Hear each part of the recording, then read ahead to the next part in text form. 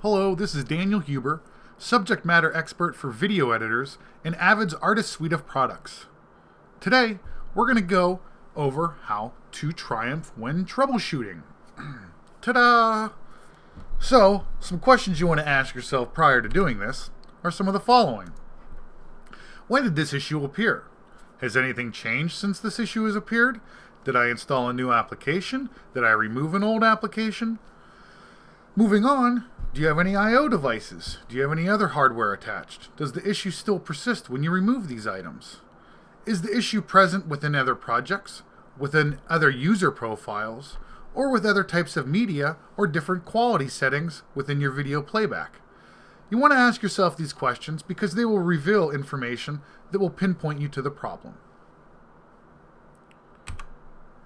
Let's talk about troubleshooting with divide and conquer. What is divide and conquer? The divide and conquer technique is the process of locating corrupt data through the process of elimination. You can do this with sequences, media files, and so on and so forth. Let's go over some of the errors that you might want to use the divide and conquer method on. Some common errors that you can use this method with are consistency check failures, insufficient media, assertion faileds, MXF mappers, and so on and so forth. I'll leave this slide up for a second, and then we'll continue on. Talking about divide and conquer still, let's talk about divide and conquer with a sequence. So one way to think of this is just essentially we're cutting everything in half. We're going to cut the sequence in half, and then if we need to, we're going to cut that half in half, and continue on and so forth. We do this until we pinpoint the problem. I'm going to go ahead and demonstrate this for you now. So I'm going to bring my editing application forward here. I already have a sequence loaded. That sequence was right here. I had created a duplicate of it as such, and then I placed it into its own bin, and I made sure that I loaded my duplicate, and I can confirm that by the name here in the timeline.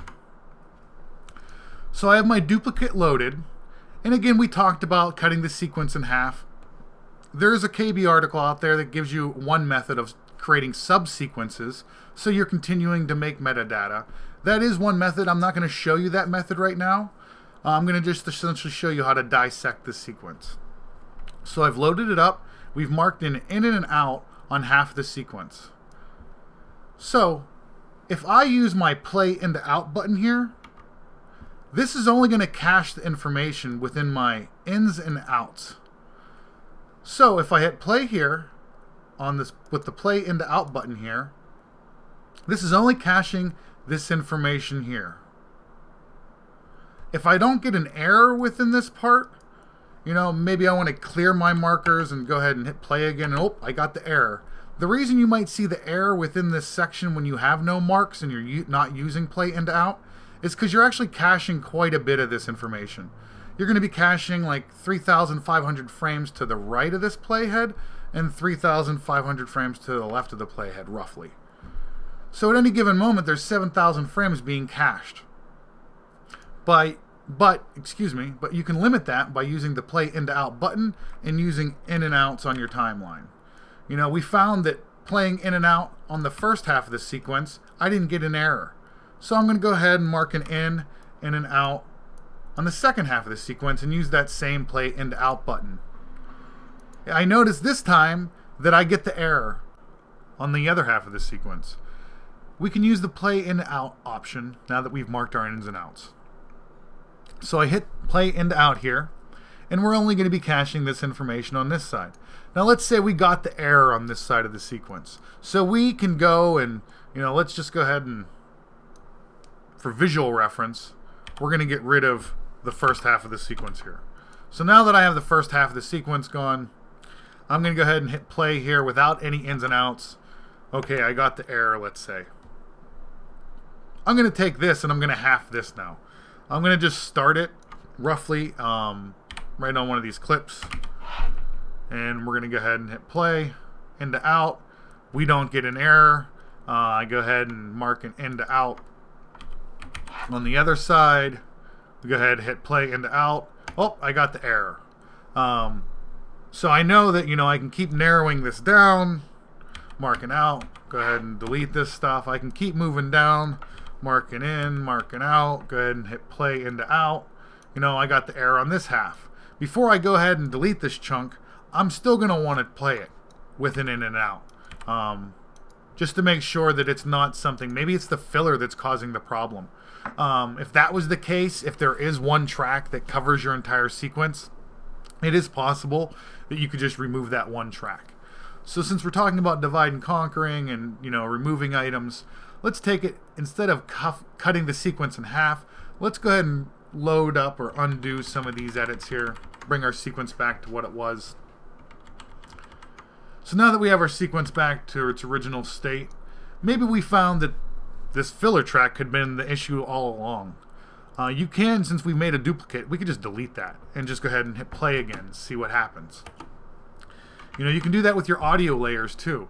We found that the error was in this half of the sequence and there's no audio over here, so we could just assume that the error probably wasn't within the audio at that point. But maybe we got the error over here and we notice this side of the sequence doesn't have the error, but there's no audio. Maybe you want to start removing some of these audio tracks one at a time. Okay, we hit play. Do we get any problems? Are there any issues happening within this? And so on and so forth. Maybe at this point, everything seems to be playing back okay. So we know that those two audio tracks that we deleted possibly were the issue. It could be a simple effect. If we find that the only track that seems to be giving us a problem is this simple track right here, and I use my play in to out on it and I get an error every time, maybe I'll just remove this effect and apply it back to it. Now the error has gone away. We just maybe had a corrupt effect. So we could divide and conquer from effects to the sequence itself to the tracks themselves. You could also go and, if your sequence was the only thing in your bin, you could go up to your bin and set bin display and show reference clips here. And we could load each one of these clips individually, and we could play them individually and see if any of these master clips give us an error. Maybe we need to re-ingest that clip, or maybe if we've AMA linked to it, maybe we need to actually link to it with a different plugin. Maybe it's not reading it correctly. Maybe we need to go back to that original, like if it's an XDCAM material, maybe we need to go back to XDCAM's viewer and see if it plays okay there. If it's a QuickTime movie, maybe let's make sure QuickTime can play it okay. So the divide and conquer technique can be used many different ways, and it'll get you to the point. It might be a bit time consuming, but the cutting things in half, duplicating your sequence and so on will help you get to there a little quicker, I think. So to finish out the divide and conquer thing, let's go ahead and bring back our slides here and show you the last one. So again, divide and conquer, this is a visual representation of it. First we had our sequence. We cut that sequence into half, used our play into out. We had found that the problem was with the one side of the sequence but not with the other. So at that point I stopped exploring that side of the sequence and continued on with the other side. And then I kept following down that path. I would have that then, and then I would explore these. If I found that the issue followed one particular path, I could pinpoint it down to the root problem, possibly an effect, possibly an entire set of clips on a same track. So that is one way to do it. This is the divide and conquer visual tree. So you can see that I stopped exploring that route. The error wasn't over there. I continued down this path. I kept finding that the issue was heading towards this singular item, and then I pinpointed the problem here. Let's continue talking about divide and conquer, but let's use this concept within a media files folder. Traditionally, the editing application will quarantine bad media, but if somebody happened to deliver you a couple MXF files and you stuck them in your Avid media files folder, it could be possible that since Avid doesn't recognize the file, that it could be causing a problem. The only way to find that file is to manually divide and conquer your media files folder. So let's go ahead and demonstrate that real quick for you. I'm going to bring my Avid media files folder up here. So we have our Avid media files folder, and I have my MXF folder. In here I have my numbered folders, and say I'm having an issue and my Avid application, every time I open up the media tool, it's telling me there's an error with my database file. I've went in there and I've selected my database files and I deleted them, and I let the editing application recreate them. So I deleted this one, and then I go ahead and I found the other database file here, and I deleted this one. it recreated them, but it's still having a problem. It still, for some reason, is giving me some kind of issue. It could be that one of the pieces of media are the problem. So, I could select all the items in here, go to about half of them. I could cut these items, go back to my media files folder, create a new numbered folder, and you can have this named up to 5 different digits, so I could call it, 78877 if I wanted to, and I could paste those into here. I will not do that because there was quite a few of them and it'll be very time consuming. But I'll just show you here. So, I took one file here and placed it into this 9999 folder, and the editor rescanned it and it seems to be okay. Say I'm trying to figure out where the problem lies within these handful of files here. I could just take half of them, cut them, and then paste them into here. Make sure I delete my database files each time because I want those to be rebuilt.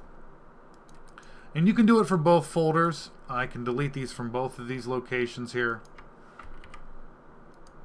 Bring my editing application forward, and it'll rescan those locations. I can bring them back, make sure that it's created it at the current timestamp, which this is correct. Maybe I found out that when I rescanned this location with only these 2 tracks in it, I found this is where the error lies. And maybe even I want to prove that to myself. And one way you can do that is if you have the editing application open,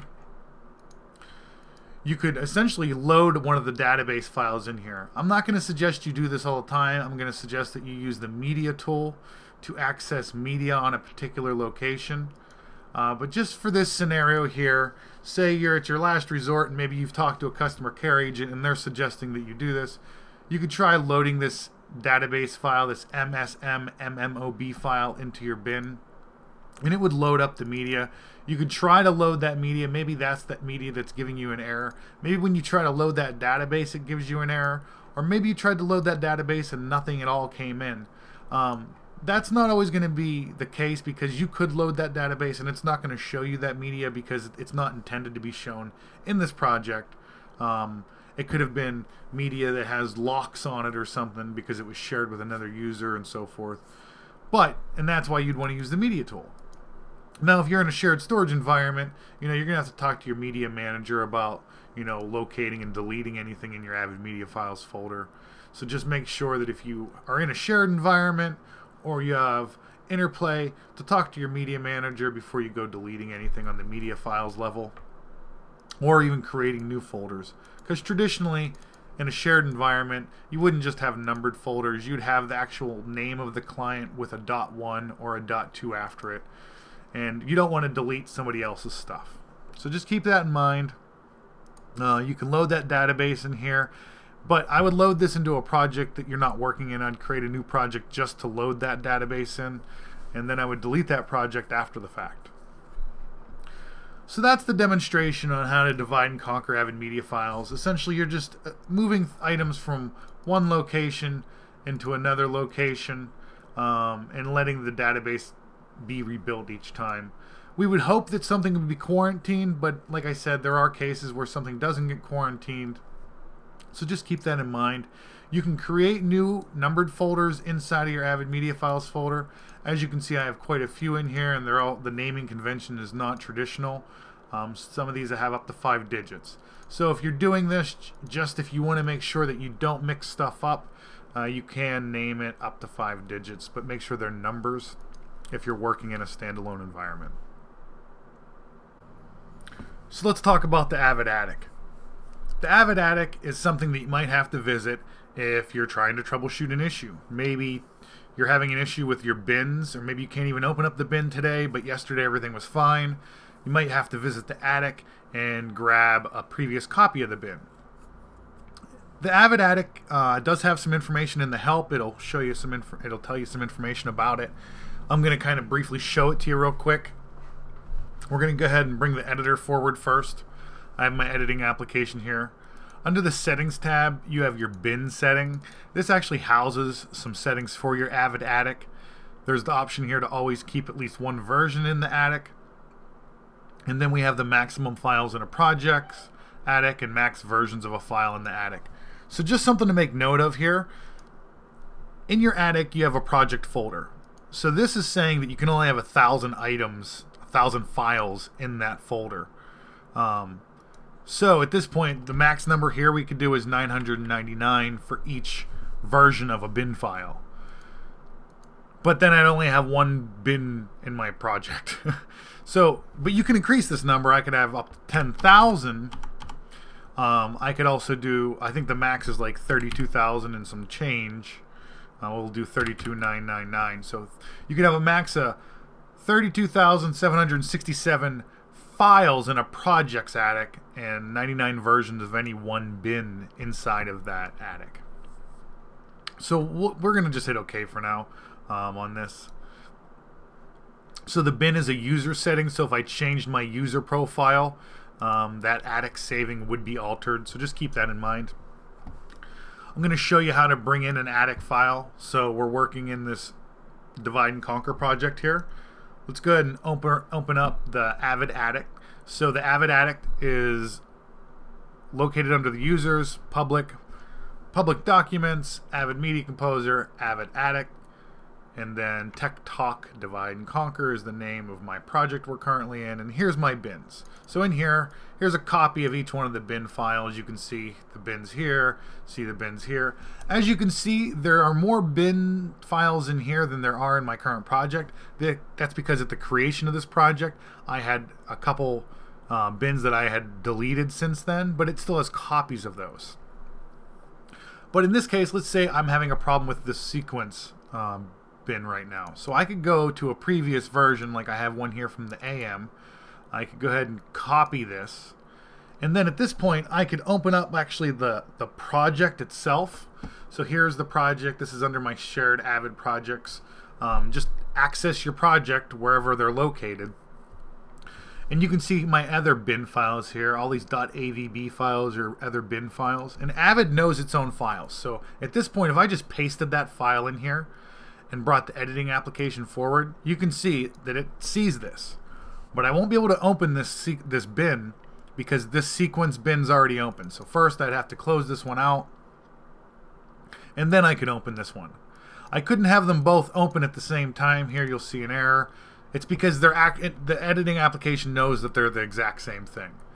So just make sure that if you're going to go ahead and access an older version of it and stuff, that is one way you could do it. If you found that this old one is working better for you and stuff, at this point you could go ahead and bring this project folder back up, and you could actually rename this.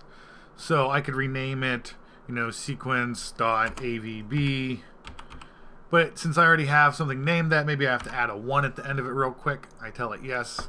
You can see here I still won't be able to open both of these at the same time. So the thing here is I might have to actually move out the one that I've been having an issue with. Maybe I want to copy and paste that or cut and paste that somewhere else. For the time being, I can just delete it here and then bring my editing application back forward. You can see this is the attic copy that I brought forward. I gave it the .avb extension because I wanted it to replace the other one completely, and I either deleted or I removed that other bin file out of the project folder. So that's how you essentially grab an item from the Avid Attic, how you alter the settings in the application, and how you can bring that file into the editor. So let's go ahead and bring our PowerPoint back up here. So that's the Avid Attic, and I demonstrated that for you there. Let's go ahead and show you some references of all the items that we talked about today. The following links can be shared with you and be found on our KB. Please visit our Avid knowledge base if you need to revisit any of these items, such as Divide and Conquer or the Avid Attic. If you found today's session useful, we also suggest additional training options to help you be even more successful with Media Composer, both from an operational perspective or technical support. Our user courses cover the basics, and the 101 course for the new editors right through to advanced effects, compositing, and color correction techniques. Course outlines can be found on avid.com/training for more details. These courses and certifications are offered by our professional learning partners. Find one near you at avid.com/training. Select Training with a Learning Partner. The MC 101 Editing Essentials courseware is now available on the Avid web store. as a printed book or downloadable ebook. It's 438 pages and organized into 11 lessons with practice media. It's a great tool for self-study. If you're interested in sharpening your MC technical support skills and even earn a Media Composer Support certification, we have the new MC400 ACSR Media Composer System Support course. This is a brand new course rewritten from the ground up, replacing the old CS400 ACSR Editing Support course. It's now a blended course, allowing you to self-study in your own time and then attend 3 days of classroom instruction and with hands-on practical experience. That covers installation, configuration, maintenance, troubleshooting techniques. If you choose to take the exam on the last day and pass, you'll become an ACSR Media Composer Support Certified, an industry-recognized certification, giving you access to the ACSR discussion forums, Avid certified logos for use on business cards and email signature, and continuous e-learning updates with each product version release. The MC400 ACSR Media Composer System Support course is offered regularly as a public class in our training facilities in Burbank, Burlington, Pinewood, Munich, Paris, and Singapore. Our public training schedule is posted on the avid.com/training website, or you can also email training@avid.com for more details. Well, thank you, and please visit avid.com/Tech Talk for additional Tech Talk sessions. And if you have any additional feedback or questions, please contact customer.care@avid.com. We hope you found the information valuable and useful. Please visit the Tech Talk registration page to register for additional Tech Talk sessions. New sessions will also be posted regularly, so please visit often. Please also feel free to send questions, comments, or additional feedback on today's session to customer.care@avid.com. We want to thank you for taking the time to attend today's Tech Talk webcast.